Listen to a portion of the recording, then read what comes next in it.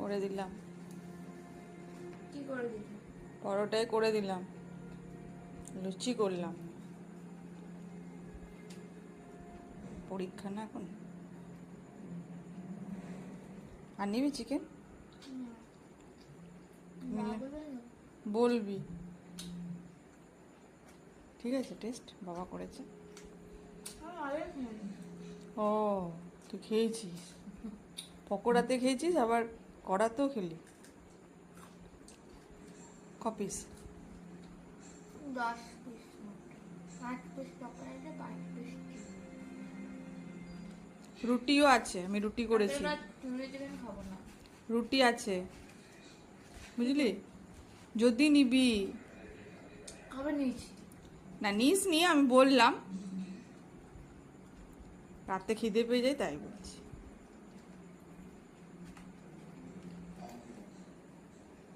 ঠিক আছে, আমি খাচ্ছি তাহলে। আর ডায়েট করতে হবে না তোকে, জল মুড়ি খাবি, এমনি হয়ে যাবে। পরিশ্রম কর, পরিশ্রম খা আর পরিশ্রম কর, ঠিক থাকবি। আমি কোনোদিনও করি ডায়েট ফাইট?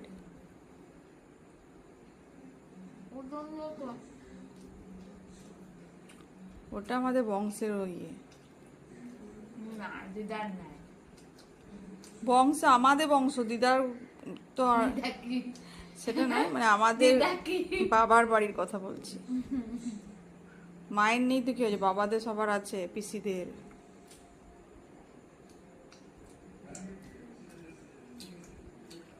তাছাড়া আমি কি, আমি তো মোটা নই।